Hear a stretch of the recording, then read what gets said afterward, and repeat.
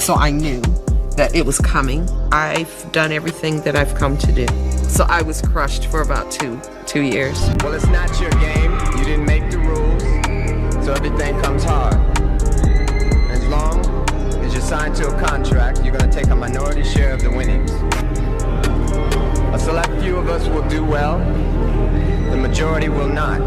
What really happened to Tyka Nelson, the beloved sister of music legend Prince? Why did her life end so mysteriously, just as whispers of her brother's untimely death gained traction? A person that used to do business with them is no longer with them because he no longer wanted to do business with Jay-Z and Diddy. Is it all a coincidence? Or do powerful music giants like Jay-Z and Clive Davis have a hand in the shadows, pulling strings to hide dark secrets about Prince's legacy? Why do y'all think Prince changed his name to a symbol so they couldn't own the rights to what he did? It was the smartest thing ever. Everybody thought he was crazy. No. From the controversial moments leading up to Tyka's death to explosive claims about Prince's feud with Jay-Z, let's dive into this deep mystery that's shaking the music world to its core. Jaguar Wright, known for her unfiltered take on the industry, has cast an accusatory spotlight on some of music's most influential names, Jay-Z and Clive Davis. But this time, she's not just talking about any artist. She's talking about Tyka Nelson, the only full sibling of Prince, who tragically passed away. And with her death comes a wave of questions and suspicions, particularly about why it happened now.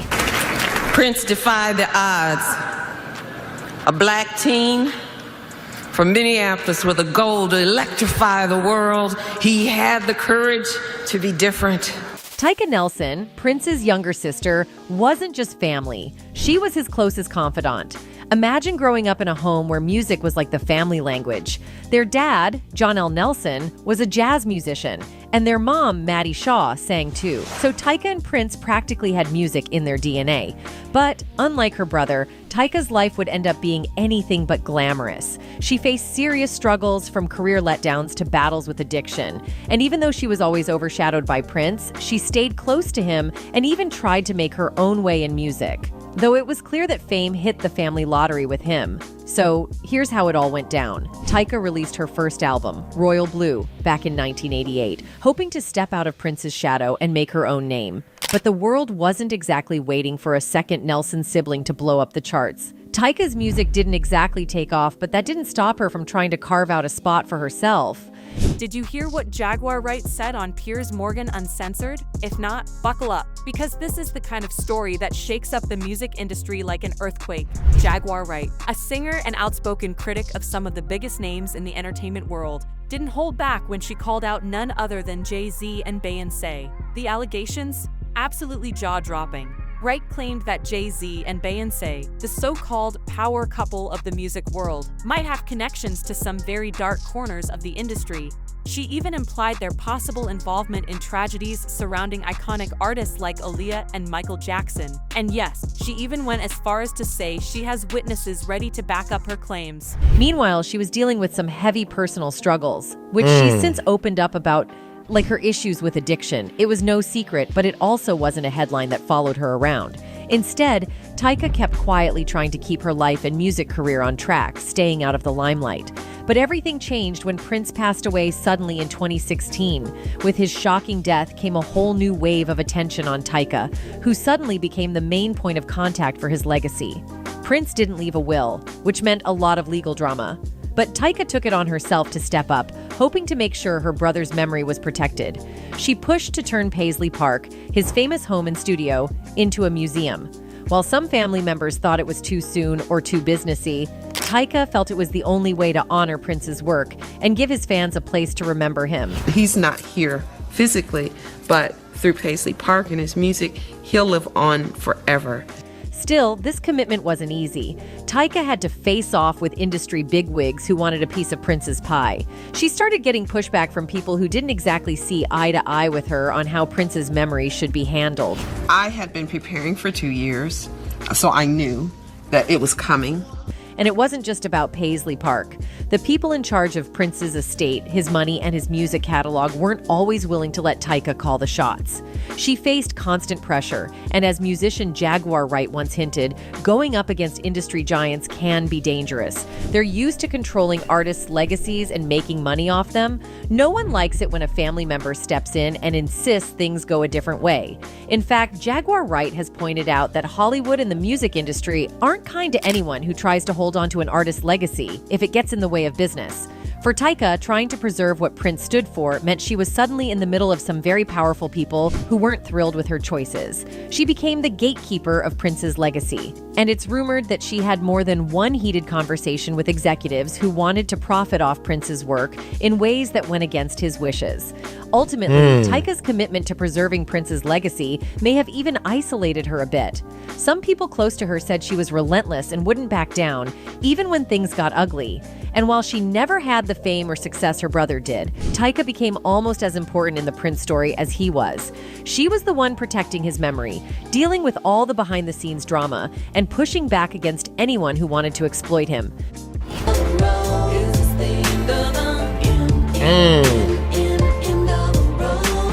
It wasn't an easy job.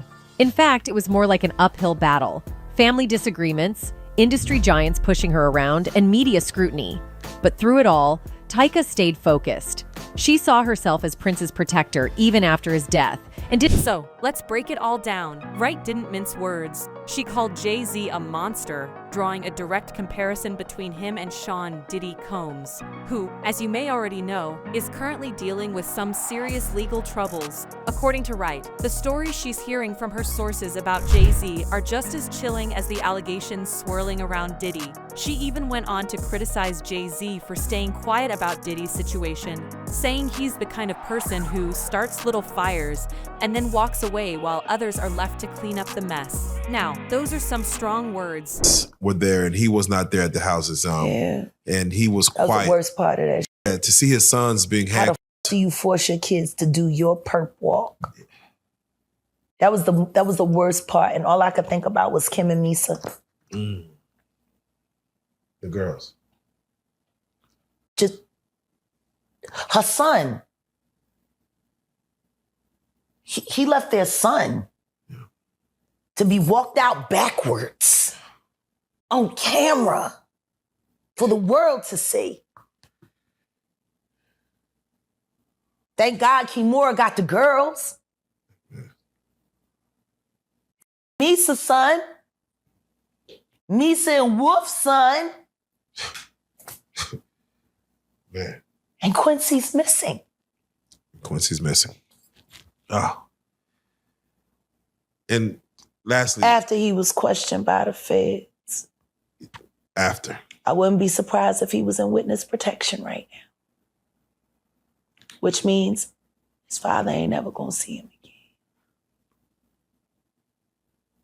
Have we seen the last, or is this just the beginning of that saga? It's just getting started. True. Which is why I think people are so uncomfortable about me being in this position right now because of my press pass and because I'm gonna be in the courtroom for the Keefe D trial.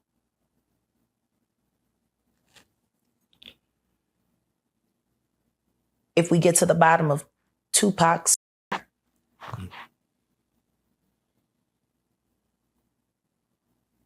when that is finally revealed, 15 other will be revealed with it. And you will find that they were all committed by the same two people, father and son. Were you surprised by Keefe D's arrest for Tupac? No. I'm just surprised that he hasn't given it up yet. I'm surprised that he hasn't gone to the feds yet because he just got stabbed in jail. Yes, he did. He's been beaten 3 times. And I'm going to say it for a fact. I know you the one pulling the strings. Reggie Wright Jr. Stop putting your dirty work on other people. You know exactly what you are. And so help me God if you don't keep my name out your mouth. Mm. Mm. With But here's where it gets even more intense. Wright claims she has who are ready to come forward and testify against Jay-Z. Not just vague accusations, actual testimony. According to her, she didn't drop names or share specific evidence during the interview, but the way she framed it made it clear that she's not just talking about minor incidents. If these claims are true, they could potentially blow the lid off the carefully curated image Jay-Z and Beyoncé have built over the years. The last time you were on the couch, you had mentioned, and it's crazy that you say these things, you talk about Bad Boy, you speak on Heavy D, you speak on Albie Shore. Yeah. And you say like, look who's standing. And now Albie Shore is he's being cryptic. Not too cryptic, but he's very cryptic. He's very cryptic. But he's speaking louder than he's ever spoken before. Ever. And the reason why he's cryptic is for the sake of his son. Imagine having an enemy that has a position of influence in your child's life and knowing that that person sends you notes and messages every now and then. If you don't do this, if you don't do that, that boy is allegedly. Imagine that. Imagine that your baby mama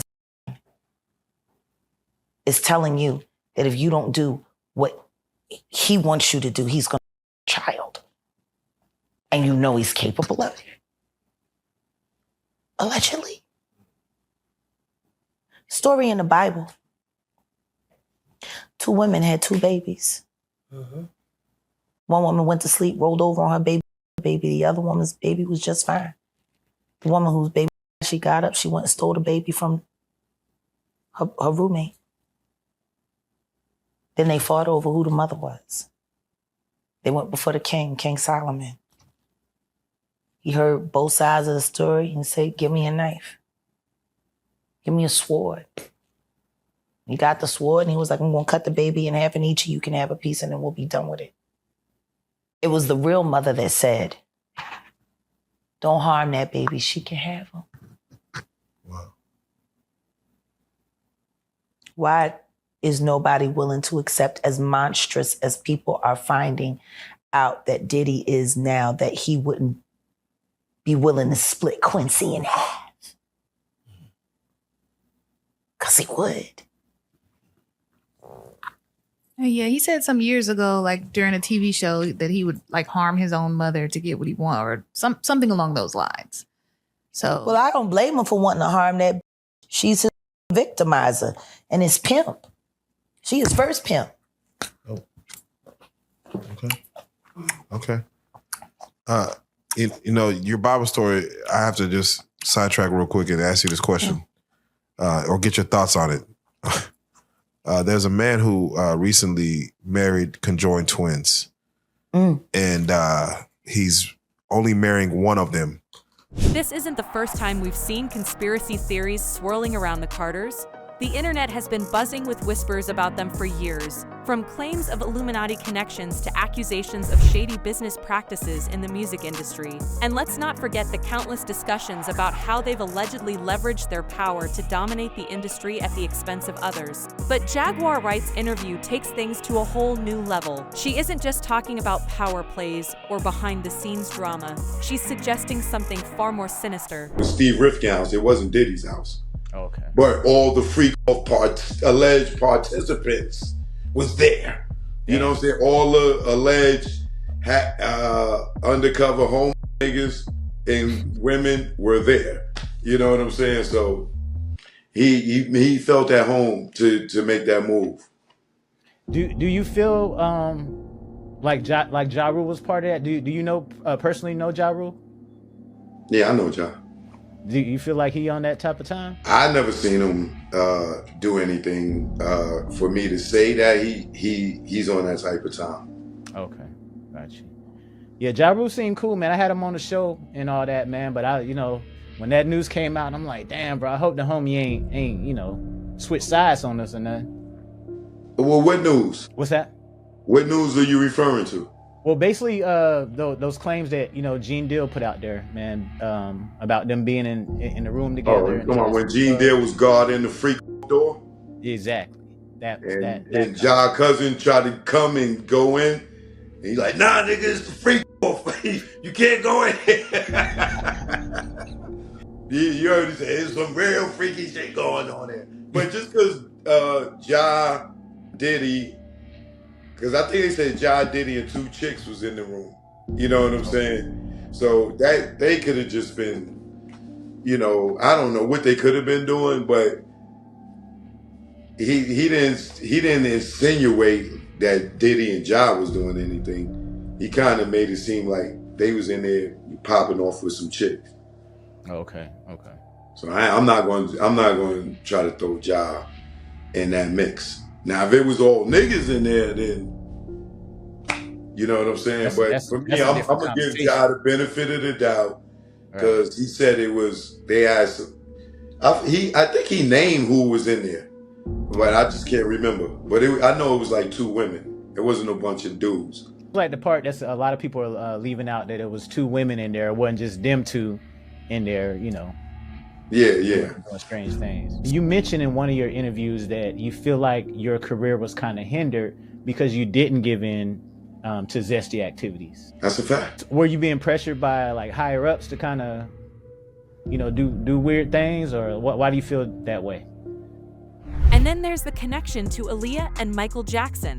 These are names that hold a special place in the hearts of millions. Aaliyah, the princess of R&B, whose life was tragically cut short in a plane crash. And Michael Jackson, the king of pop, whose death remains shrouded in controversy. Are removed from the list of those accusing Diddy.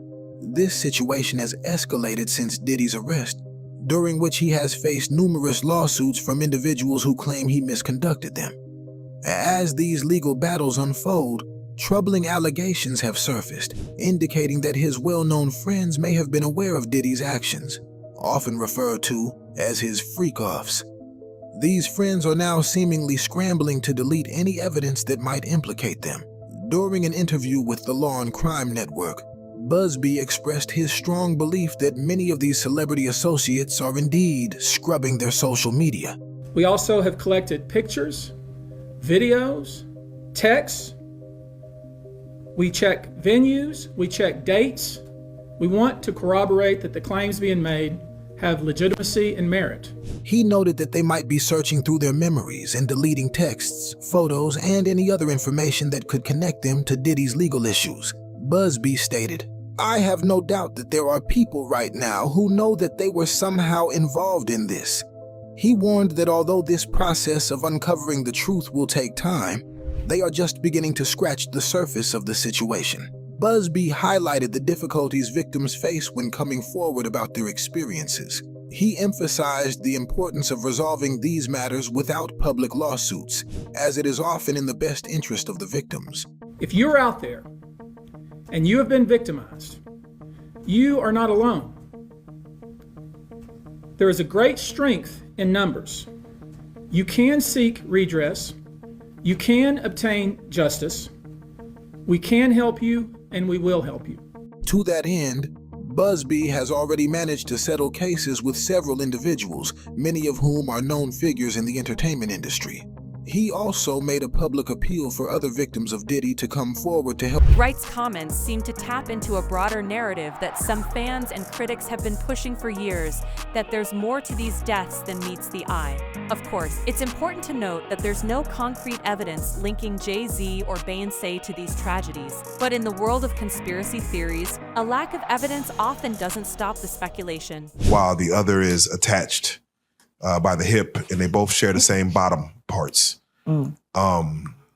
Is there anything that you feel wrong with that? Freaky or indifferent? I mean, question is, what's wrong with the bitches down with it? It does raise questions. Like, you forcing your sister to get raped so you can get off. Well, the sister says she has to put on headphones to kind of zone out. Yeah, but she's still feeling it. Yeah, man. That is still happening. You forcing your sister to get raped. Yeah. She don't want that nigga. you want that nigga. That's what I hear. As a selfish bitch. So right. She's over there with her headphones on. La la la la. What kind of wants to be in those kind of conditions? I'm only in love with the right side of you. The left side. I don't know who that bitch is. She can get this too. Like, that's how this sound to me.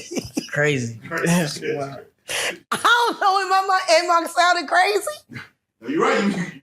You're making some points. Valid points. Everybody selfish except for the bitch with the headphones. The thing that's tripping me out is, why don't you grab, like, are you in control of any part of the body? Like, you need to take a free hand and start beating the out of them every time they get to. I bet you he don't want it no more than. Like, give you a little skillet, and as soon as they get the fuck bang, headphone, bitch, get a pan. Like, I don't. Fucking la la la la la. We hope she finds a man herself. We hope she finds a man herself. I so can't. Wild in this world, yo. It's funny, you open up Beyonce's internet, it just gets weird. Beyonce's internet. That's what we're calling that it. That belongs to the devil. Unless you calling that the devil, she ain't nothing but an employee. Oh. Half a witch, dumbass bitch. So, you know, it's funny that... Speaking of speculation, the timing of Wright's allegations is raising a lot of eyebrows. They come right as Diddy is facing his own legal battles, which have brought renewed scrutiny to the music industry's dark underbelly. Could there be a connection? Or is this just a coincidence? Wright seems to think it's no accident. She's painting a picture of an industry where powerful figures like Jay-Z and Diddy operate with impunity, pulling strings and making moves that most of us could never imagine. It's crazy you say these things. Why don't nobody want to accept that bitch? I think she went and killed the girl Cats.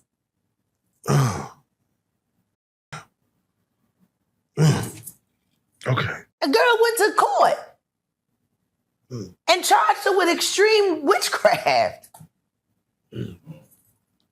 She was hypnotized. She was drugged.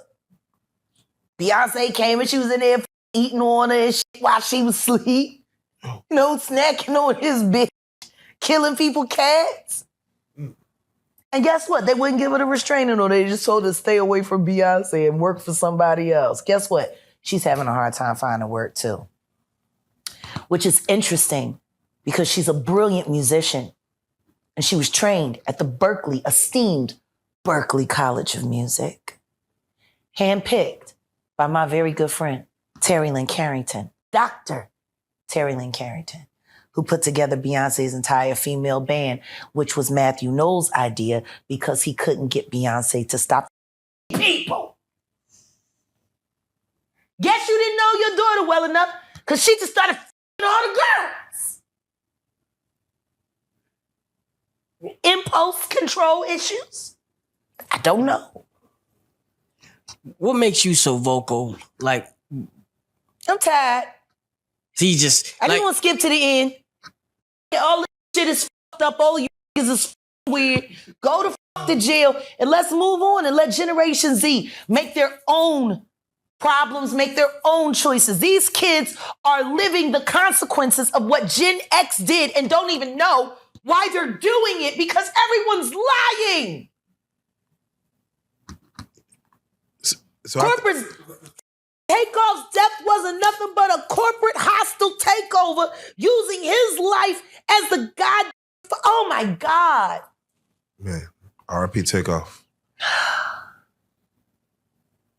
That boy died so they could cash in a motherfucking insurance policy and to cover up the fact that Rock Nation... What's fascinating about all of this is the way Wright described Jay-Z and Beyoncé as a nasty little couple. Those aren't just words, they're fighting words. She's taking aim at the image of perfection that the Carters have cultivated over the years. The power couple who seem to have it all. The music, the money, the influence, the family. But if Wright's allegations are even partially true, it suggests that there's a much darker side to their success. Put a bounty on you?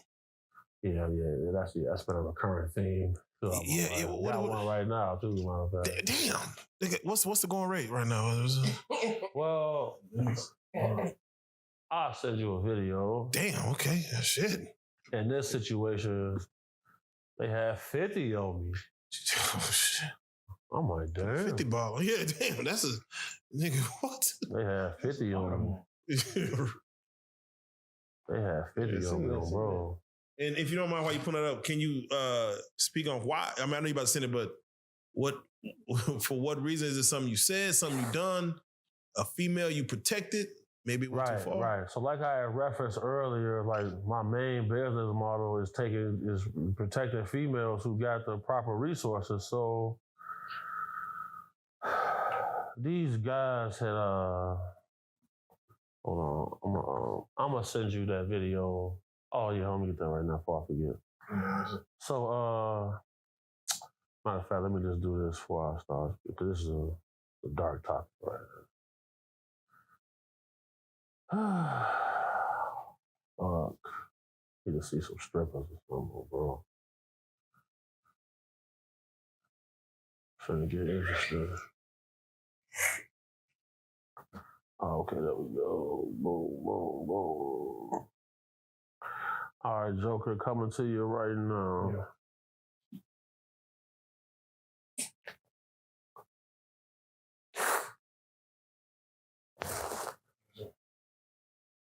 Oh.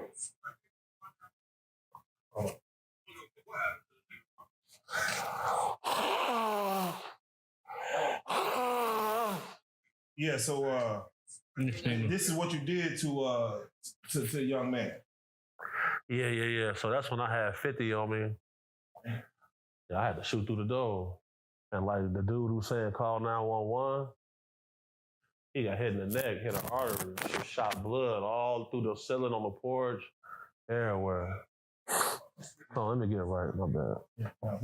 Let's not forget, though, that these are still allegations. As of now, neither Jay-Z nor Beyoncé has responded to Wright's claims, and given their track record, they might not say anything at all. They're known for keeping quiet in the face of controversy, letting their silence do the talking. But is that the right move here? Wright's accusations are gaining traction online, with fans and critics alike weighing in. Some are quick to dismiss her as someone looking for attention, while others believe she's finally saying what many have suspected for years. I'm a lawyer here in Houston. I'm licensed in Texas and in New York. As many of you know, our law firm has been at the forefront of some of the most important litigation in the United States. We like the tough cases. We thrive in the complicated cases. Conduct we will describe today occurred over more than 20 years. And we're going to follow this evidence wherever it takes us. We will find the silent accomplices. We will expose the enablers who enabled this conduct behind closed doors. We will pursue this matter, no matter who the evidence implicates. The entertainment industry is cooked. Can you imagine how many other famous people and big executives are probably involved in this? These brave victims who have stepped forward deserve nothing less. The biggest secret in the entertainment industry that really wasn't a secret at all has finally been revealed. The wall of silence has now been broken and victims are coming forward. Our team has had at this point more than 3,285 individuals contact us, people claiming to have been victimized by Sean Combs. We now represent 120 individuals who intend to bring civil claims in civil court against Sean Diddy Combs. So they said they vetted. That's what cut out right there, but they were vetted. 120 people. Claims against many other individuals and entities that we will name as defendants as we file these individual cases. We also intend to make these individuals available to the authorities, specifically to the FBI. And you should also know a few of them have already been spoken to by the FBI. That being said, as stated, we are vetting every call that we receive. We have had to turn away some. For each, we ask for corroboration. For each, we ask for the identity of witnesses. We also have collected pictures, videos, texts, we check venues, we check dates. We want to corroborate that the claims being made have legitimacy and merit. We have on staff now a former detective from the Major Offenders Unit of Houston Police Department who is helping us vet each claim. We're using our common sense. We're being stringent because, as I said, these are not easy cases. They're very tough. The process is hard, and in some cases, the process is very lengthy. These cases are hard to prove. Many times, it's the victim's word against the alleged perpetrator. Each of these victims will no doubt be publicly attacked by the alleged perpetrators, and in some cases, the general public. The feckless and cowardly keyboard warriors love to attack. We know what we're up against. Wait, is there anyone in support of Diddy? Is that a thing? Does Diddy actually have diehard fans that aren't like shitting on him right now? I've literally never seen a single one. Everyone's just like, yeah, this guy's psycho. As I said, our law firms have been retained by 120 individuals at this point to pursue cases in civil court against Sean Diddy Combs. It is evenly divided between males and females. There are 60 males and 60 females who have joined us to pursue these claims as plaintiffs. In this group, 62% identify as African American, 30% are white, and the remainder Hispanic or Asian. The victims are from more than 25 states. The majority are from California, New York, Georgia, and Florida. This guy's a menace. I want to focus on the ages of these victims. When we talk about the ages of the victims when the conduct occurred, it's shocking. Our youngest victim at the time of the occurrence was 9 years old. Okay, I didn't know about that. I thought this, what? I swear in my life I did not know about that part. Oh no. We have an individual who was 14 years old. We have one who was 15. 25 of the 120 individuals who are plaintiffs in these cases were minors at the time of the acts complained of. This guy is a disturbed psycho. It's also worth considering the role of platforms like Piers Morgan Uncensored in all of this. By giving Wright a space to share her story, the show has amplified her voice to an audience that might not have otherwise heard it. Freddie P admits it. During his interview with The Art of Dialogue, Freddie talked about how powerful Diddy was in the industry. So, people trying to make it, Diddy's the big dog. That fans know what they doing, they grabbing the big dog. When you sit at the table, and you got this white person, this white person, this white person, this white person, it's gonna be two rich white people, and it's gonna be Diddy as their right-hand man, and they probably got another right-hand man over there. That's how I feel the table goes. Now, fans think that Freddie was trying to hint at a deeper narrative at play here, like how when a powerful person like Diddy ends up behind bars, they become easy targets for their enemies. One person commented, "Damn, Freddie said something that went over your heads. Puffy was the bridge for hip-hop and Hollywood. So that makes Puff the biggest gatekeeper on the hip-hop black side. Yeah, they changing the regime, somebody taking Puff's spot, they don't want him there no more." And so life behind bars isn't exactly a walk in the park for Diddy. Heck, he was placed on protection watch during his initial days. I'm wondering if that's why they placed him on suicide watch now, kind of what you were saying, protective coverage, because he is such a high profile inmate. Do you think that could be part of it? Oh, absolutely. I mean, going from a life where you live in a mansion to going to sit in a jail facility is not something easy to deal with. And yes, according to his attorney, Mark Agnifilo, the precaution is the protocol for new, high-profile inmate, and that Diddy was strong, healthy, confident, and focused on his defense back then. But let's admit it, Diddy's never getting used to that prison life, which is why he keeps applying for bail. He proposed a new $50 million bail package that included around-the-clock security monitoring, home detention, and restrictions on his ability to contact anyone except for his legal team. He also agreed to not have access to the internet or phone, and a pre-approved visitor list of select family members. He would also be surrendering his passports belonging to him and his family members. What's more, his legal team claimed that new evidence makes it clear that the government's case is thin against the rapper. Fans are waiting to see how the judge rules on this one. At the end of the day, no one's exactly shedding tears for the former music mogul. He ruined the lives of a lot of people, and as far as fans see it, he deserves everything that's happening to him. But what do you think? Is Diddy right to be paranoid? Should he just accept his circumstances? But it also raises questions about responsibility. Should platforms like this be fact-checking such explosive claims before airing them? Or is it enough to let the audience decide what to believe? So you said that Denzel Washington wasn't down with the program, the Diddy program. Well, no. My friend had to do a number 2 and she was on stage and he wouldn't let her be relieved. And so she ended up doing it on stage in front of everybody, and it was a wet one. And it went everywhere. It was so nasty. And Denzel was disgusted. He grabbed his wife and was like, "You don't respect nobody," and ran up out of there. Did you see people react like that a lot, or were most people going with the flow?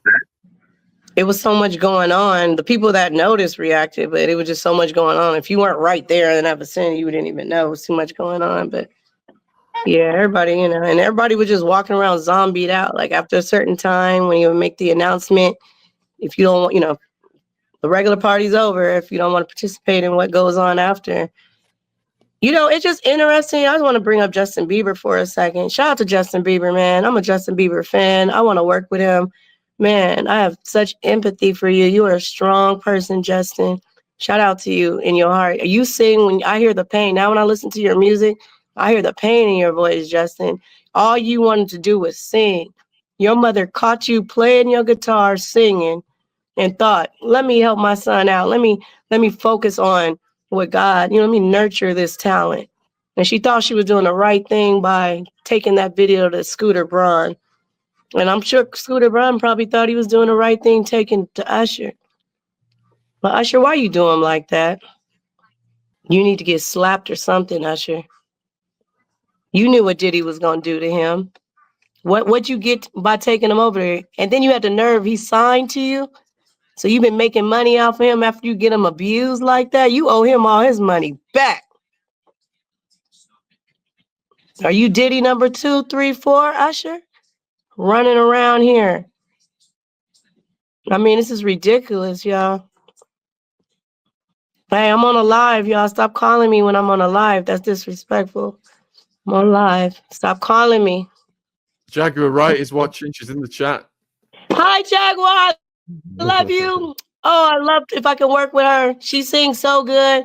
When she, hey, tell Fox to stop calling me. Jaguar Wright is on the. Tell him, Purple man, Rain. keep Purple calling Rain. over. Tell him to stop. He keep calling. He called 5 times. I don't even know what did. Man, he gonna make me talk mess. Tell him to stop. That's ridiculous. Hey, Jaguar. Yeah, I just want to say, man, your voice is amazing. Your strength is amazing. What's undeniable is the ripple effect Wright's words are having. Social media is ablaze with reactions, from hashtags questioning the Carter's integrity to memes and videos dissecting every word Wright said. This isn't just a one-day story, it's a conversation that's likely to stick around for a while. And with Wright hinting at more to come, the drama might just be getting started. It's real or not? Well, now with the information age, the reality is a lot of times the truth is a short Google search away. It is that simple. Just don't take. And then the thing about it, don't get me wrong. Now, you can Google search and then stuff can pop up that's still not necessarily be the truth. So what I typically do is I look at the first 1 or 2 stories, if it's opinion-based type thing, and then what I'll do is I'll scroll to like the second page of the results, because then you start to find out stuff that might contradict what you have read in the first, and then you kind of read between the lines and truly be have a discerning eye to what you read. And then between all of the information, a lot of times you can get to the truth for real. You just got to be, and then you got to know the difference between somebody's blog page. You Google something, and then the answer pops up, and it's somebody's blog. Well, that's still somebody else's opinion. Where's this person getting their information from? So you got to nail it down and get to a reputable information source, and then compile your answer. That's kind of how I do it right there. And reputable ain't necessarily always news outlets, because news outlets get stuff wrong sometimes too. So, I think that's the best way. A lot of times people just don't do their due diligence though. And I think that's the thing, taking the time. Go ahead, Steve. It all boils down to, in this day and time, people are just lazy. When it comes, they don't want to do the research. They don't want to do the research, and it gets a lot of people in trouble. And that's why, and I'm gonna go here too. That's why so many problems in the church. They just take what the pastor says, and they don't look up the scripture and just look it up for themselves. So it's a lot of that going on, man. And then is another factor.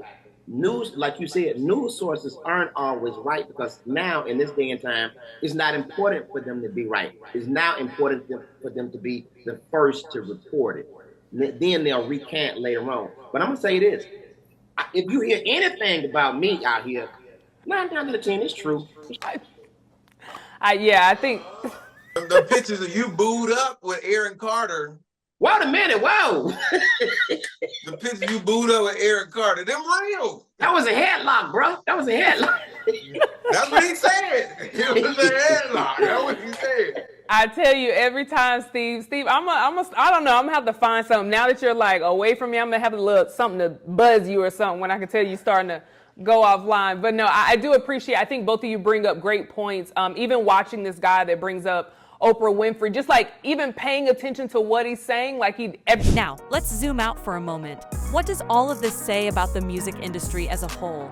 Wright's allegations aren't just about Jay-Z and Beyoncé, they're about a culture of power and secrecy that she claims runs deep. If her stories are true, they point to a system that protects the powerful at the expense of the vulnerable. Diddy rolled in like they meant business, armed to the teeth, combing through Diddy's cribs like they were on a treasure hunt. Armored vehicles patrolling the streets? Yeah, things are definitely serious. They were authorized to snatch up anything and everything. Papers, phones, laptops, basically anything that could spell trouble. And considering Cassie's claims about being pushed into making videos, who knows what they might uncover. This whole shebang is part of a bigger investigation led by the U.S. Attorney for the Southern District of New York and carried out by Homeland Security. And even though Diddy himself wasn't around, his boys Justin and Christian got a taste of the action, getting cuffed up and held outside the properties. Now let's talk about producer Rodney Little Rod Jones and the wild lawsuit drama surrounding Diddy's crew. So peep this. Jones, the dude who worked on Diddy's latest album, dropped a bombshell, a whopping 75-page lawsuit spilling all the deets on some pretty sketchy stuff allegedly going down with Diddy.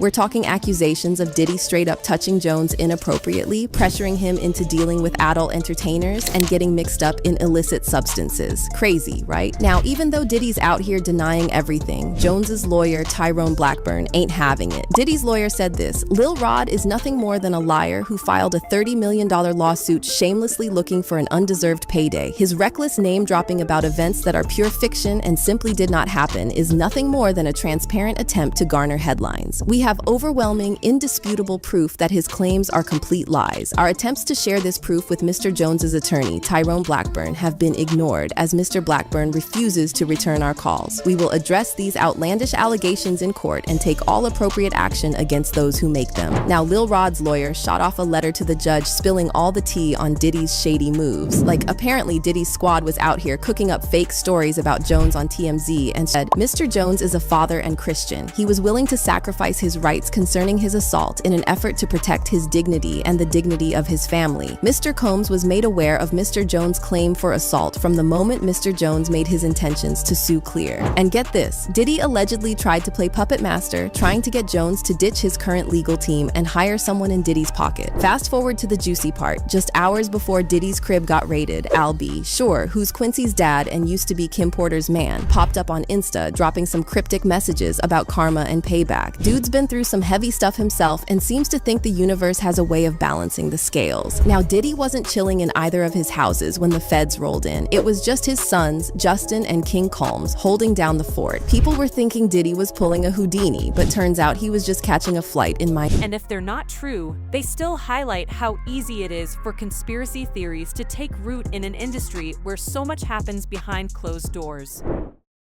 So it's kind of hard to fake CCTV footage, simply because it's time stamped and the pixels in that camera, any AI footage, the pixels is way higher than a normal camera. For sure. So, you got to take that into consideration. I think I'm gonna Google everyone who has a $200 million yacht, and we're gonna line this. We're gonna get close. It's hundreds of guys who got. Okay. Bro, Yeah. Okay. Rook, didn't you say you wanted a yacht? 200 million. 200 million. I'm scared to get money now. It's getting scary. It's not the money that changes people, because if you a man who get money, you know that this money is a tool. Right. It's not your identity. And I'm sure there are things that you wouldn't do for money. Right. So it's not the money that changes people. Rook always told me money only amplifies who you really are. Yeah, you don't really know who you are until you get some money. Right. Yeah, for sure. Let you have anything in the world that you want. I'm gonna throw you. Now, Diddy was he had sued the liquor company. I forget the name. It was a hard name for me to pronounce, but he pretty much won the lawsuit. But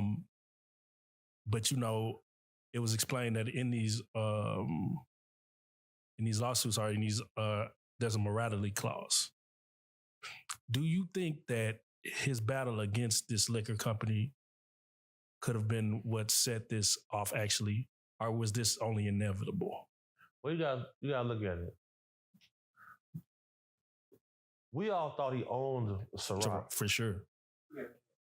For fans of Jay-Z and Beyoncé, this is a tough pill to swallow. These are artists who have inspired millions, not just with their music, but with their business acumen and philanthropy. This is my first time in jail, but these knives are 6-9 inches long sometimes, homemade with materials from the steel walls. It's very violent. They're There's stabbings at least a couple times a week. Heck, back in October, an inmate was charged in a murder-for-hire plot that led to the passing of a 28-year-old woman last December outside a New York City nightclub. According to prosecutors, the inmate used a contraband cell phone to orchestrate the plot from behind bars. So yes, anything can happen. What's more, investigators carried out an interagency operation to clean up the troubled New York City federal jail, and they managed to seize illegal substances, homemade weapons, and electronic devices. The raid had nothing to do with Diddy. It was only carried out to ensure the safety and security of staff and inmates at the facility, and was part of a larger safety and security initiative and not in response to any particular threat or intelligence. And while their efforts are commendable, the point is, it's the Wild West out there. And that's exactly why one woman who lost her husband to violence at a U.S. detention center advised Diddy to not keep to himself and to not trust anybody. During an interview with Us Weekly, Ashley Cordero said, "The prison is disgusting. They have rats running through there and everything. It's disgusting inside. My husband used to sit there and say it was nasty that rats were everywhere. No human being should be living like that at all. No human being should live that way. You're not an animal. You're still a human." She also said, he, Sean Diddy Combs, should try to transfer to a different prison. My husband passed away in there. That prison is no good. Honestly, him getting denied bail